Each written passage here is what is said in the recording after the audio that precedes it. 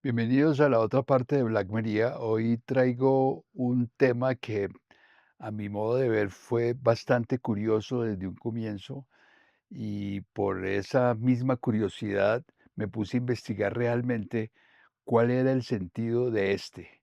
Me refiero concretamente a todo lo ocurrido con la famosa heroína francesa, la Juana de Arco, 1412 a 1431, conocida como la doncella de Orleans. Desde un principio me había educado y había creído que la primera versión de la Juana de Arco correspondía al señor Georges Méliès. Y eso me llevó a indagar el papel de la historia y el papel del cine y encontré una similitud asombrosa. Tanto así que quiero compartir con ustedes este descubrimiento. La primera versión de la Juana de Arco se llamaba Ejecución de Juana de Arco y fue dirigida por Georges Alphonse Atot, con H, en 1898. Si miramos, son 3 años después de haber hecho la primera proyección los hermanos Lumière. Este señor Georges Alphonse Atot, que tuvo un periodo bastante corto, casi hasta mediados de los años 20 y después desapareció, similar a lo que le pasó a Méliès, fue guionista, director francés que trabajó para la empresa Sociedad Lumière y al mismo tiempo que trabajó para la empresa Sociedad Lumière, trabajó para la empresa Eclair. Ahí hay un dato interesante. Siempre habíamos pensado, nos habían enseñado en las historias del cine que los hermanos Lumière solo hacían películas documentales por toda esa tradición que repartieron camarógrafos por todo el mundo, incluyendo el señor Beir que llegó a cuando Panamá pertenecía a Colombia. Y aquí hay un dato interesante. Este señor Atot trabaja de 1896 hasta 1922 y vuelvo a resaltar un poco lo que hablaba de Méliès. Lo más importante es que en tu trabajo se caracterizó no solamente por hacer películas cortas, sino películas de detectives, no policíacas, sino de detectives, siempre basado en temas de libros de detectives norteamericanos o historias de detectives norteamericanos. Obviamente no se hablaba del Pulp Fiction ni de las series negras aún. Y en ese sentido fue director del asesinato del duque de Guisa, 1897. En el año 1897 también hace el famoso Barba Azul, que fue también una película famosa sobre un gran asesino, Barba Azul, que lo actúa Buster Keaton, que lo hace Claude Chabrol. Y dirige la primera versión de Juana de Arco en 1898, como decía anteriormente, y se adelantó algo muy interesante a las famosas series seriales que hacían los franceses de Louis Feuillade con los vampiros, los famosos vampiros de Feuillade, que era una serie policíaca muy, muy importante.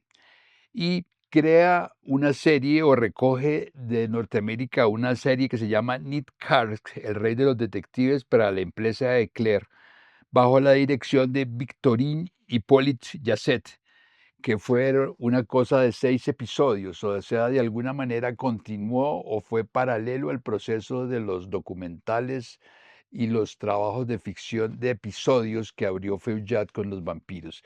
Entonces, la primera versión es Atot de 1898 y ahí sí viene la segunda versión de la Juana de Arco.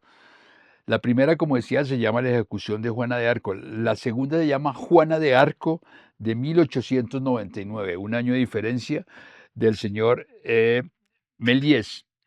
Y tiene una particularidad, y esto es muy interesante porque la actriz que representó a la Juana de Arco se llamaba Jean Calviere, que era era una parafrenera, o sea, trabajaba en un circo en París y se encargaba del cuidado de los caballos y fue descubierta por Méliès y fue la representante de la Juana de Arco en 1898.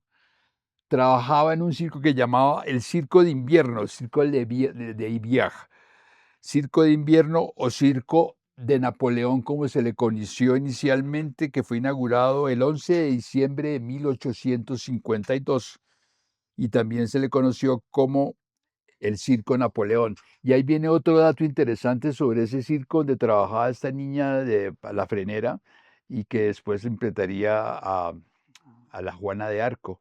Ese circo donde trabajó esta niña le sirvió de referencia, de sitio de rodaje de una película famosa del señor Carol Reed, que se llamaba Trapecio, con Tony Curtis en el año 1956. O sea, la historia evoluciona y el cine evoluciona. Siguiendo con esos ejemplos, llegamos a la tercera Juana de Arco de Cecil B. DeMille, el famoso director norteamericano conocido vulgarmente por Los 10 Mandamientos, una de las grandes películas.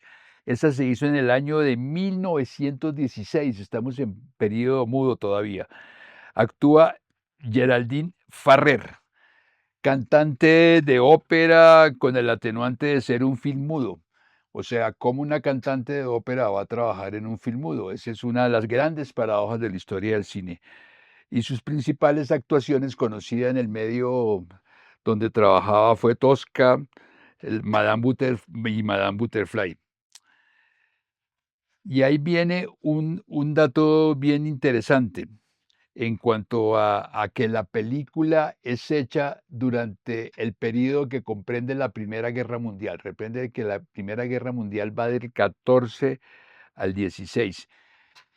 Y lo más singular de esta película hecha en el año 1916 es que el señor DeMille se recoge de alguna manera la historia de un soldado que es herido durante la guerra y en una especie de delirio, como dice la- la- la- la- el prólogo de la película, es un soldado inglés que en medio de su delirio se le aparece el fantasma de la doncella de Orleans, o sea, de la Juana de Arco, quien insiste que dada su nacionalidad, que es inglesa, que recuerden que uno de los grandes hitos de la Juana de Arco es que luchó en las tropas francesas como gran heroína y fue de alguna manera traicionada por los mismos franceses y entregada a los ingleses para ser quemada en la hoguera.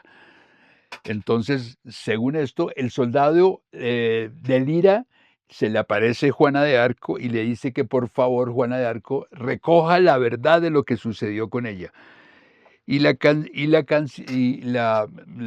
¿cómo se llama? La participación, la actuación de esta cantante de ópera, que obviamente no es que sea una mujer muy bella, calificaron la película como demasiado hombruna, ya que le pusieron una especie de vestido de metal como una especie de protector para una cantante de ópera. Es una película muy particular de Cecil B. DeMille.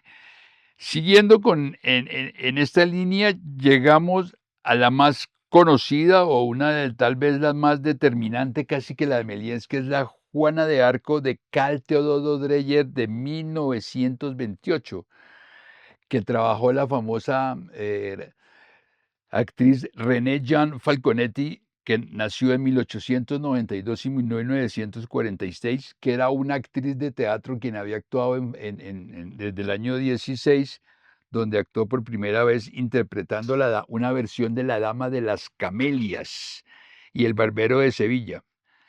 Esta señora es muy particular porque después de haber hecho ese papel tan maravilloso de la Juana de Arco con el monje que era Antonin Artaud, el gran surrealista, termina, termina huyendo y termina en América Latina y concretamente en Buenos Aires. Era una mujer de 1,63 y uno de sus maridos fue otro gran actor francés, Charles Boyer. Durante la Segunda Guerra Mundial huyó a Suiza y logró llegar a Buenos Aires, donde se radicó, y a los 54 años de edad, esta célebre actriz de Antonina Artaud, que muere en la guerra, eh, se suicida. Es una paradoja interesante.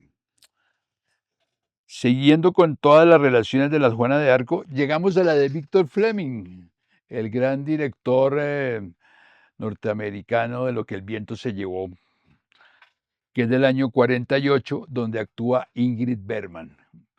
Ingrid Bergman es la única actriz que ha hecho realmente desde esa época 2 versiones de la Juana de Arco. Este dato es interesante. Y está basada en una obra de teatro interpretada por la misma Ingrid Bergman en los Estados Unidos en Broadway, con guión cinematográfico del mismo actor, Maxwell Anderson, quien había recibido una nominación, este señor Maxwell Anderson, para una película mítica que se llama Sin novedad en el frente de Lewis Milestone. Recuerden el Sin novedad del frente que hay un icono muy particular del soldado durante la Primera Guerra Mundial. Volvemos a la Primera Guerra Mundial, ya le habíamos hablado con la actriz anterior, del soldado que ve una mariposa que se detiene sobre su trinchera y levanta la cabeza para recogerla y recibe un balazo que se convirtió en un icono de la paz, Sin novedad en el frente de Levi Milestone.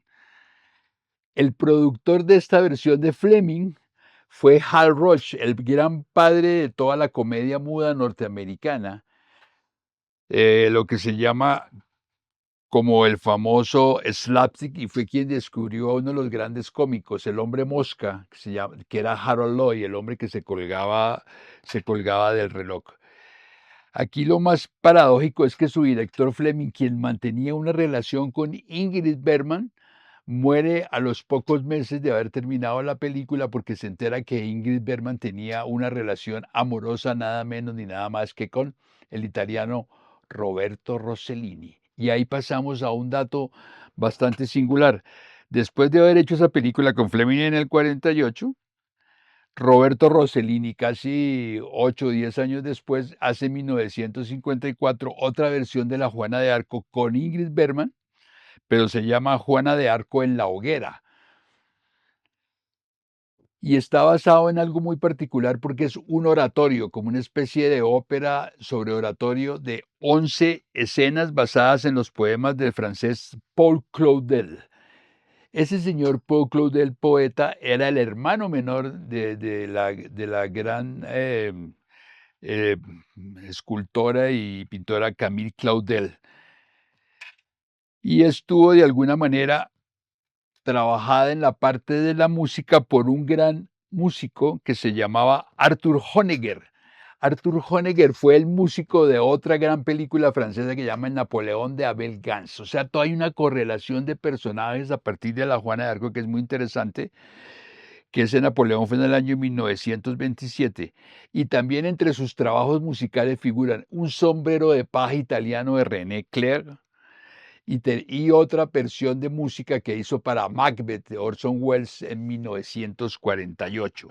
O sea, toda esa correlación de personajes de Juana de Arco tienen una remembranza en la historia del cine bien interesante. La historia de esa versión de la Juana de Arco, que inicialmente fue un oratorio de 11 capítulos que después llegó al cine Rossellini, nace del interés de Ida Rubinstein, quien estrenó esa película en Basilea, Suiza, en un estreno orquestal en 1938, previo a la guerra, a la Segunda Guerra Mundial. Recuerden que Suiza nunca tuvo participación en la Segunda Guerra Mundial, siempre fue un espacio independiente, donde intervino el propio Rubinstein y el coro de niños de Basilea. En 1945 se hizo otra versión durante la guerra, fue estrenada paradójicamente en los años 50 en Uruguay, en el Teatro Sodre, que es la base de todo el cine uruguayo de ese momento y de algo mítico en la historia latinoamericana, que es la Cinemateca de Montevideo de Uruguay. Lorenzo Carnelli, calle 11, en Montevideo, que la conocí, tuve esa oportunidad. Allí va a aparecer un personaje bien, bien particular, que es un músico que a mi modo de ver, de pronto me equivoco, fue como la antesala de lo que se llamó el famoso sintetizador, porque utilizó por primera vez un aparato que se llama las ondas Maternot, inventadas por el francés Maurice Mater en 1927, que tiene unas diferencias muy particulares como ondas cortas. La cinta de Rossellini se presenta básicamente con la Juana de Arco en la hoguera. Después viene Juana de Arco de otro premio con una actriz que va a ser determinante en la novela que se llama Jan Serberg, que estuvo participando cerca de 10.000, 12.000 actores para que fuera la escogida y fue escogida por este director y plantea una especie de flashback de la Juana de Arco en plena batalla, que esto es muy importante. Luego viene el proceso de Juana de Arco de Robert Bresson, de la cual el mismo Bresson decía que la película de Dreyer, que es el punto de referencia de las Juanas de Arco en la historia del cine, dice que era una bufonada de esos actores. Y habría que entender que el señor Bresson, y cito este libro, Bresson pro Bresson, entrevistas de Cuenco de Plata, dice algo muy interesante respecto a la película de Dreyer. Y dice hablando de su versión de la Juana de Arco, dice, mi film fue hecho únicamente sobre el proceso y muerte de la Juana, la hoguera incluida, de que habla Robert Bresson.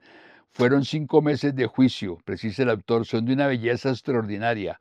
Juan hablaba con una lengua de una perfección admirable. En cuanto a las escenas que vivió, no conozco nada más atroz y desgarrador. Siempre siguiendo un modelo actoral bastante interesante.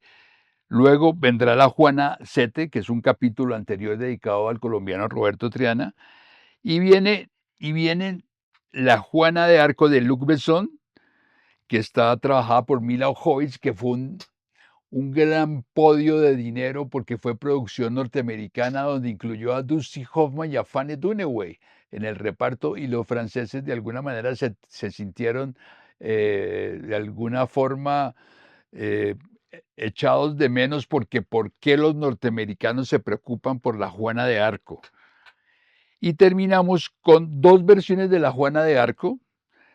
Se llama La joven, Janet, la infancia de Juana de Arco de Bruno Dumont de 2017 y La Juana de Arco de Bruno Dumont de 2019, que son como primera y segunda parte, porque lo que hace el gran Dumont es recoger la infancia de la Juana de Arco, las apariciones como si fuera la Virgen de Fátima, que le va muy bien en un premio en Cannes, y hace una segunda parte 2 años con la misma actriz, pero ya en un rol mayor, interpretando a la heroína de la Juana de Arco.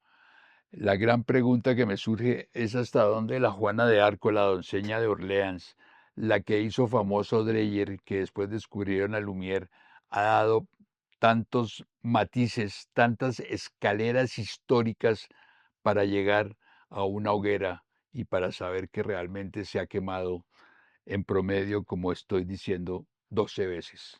Gracias.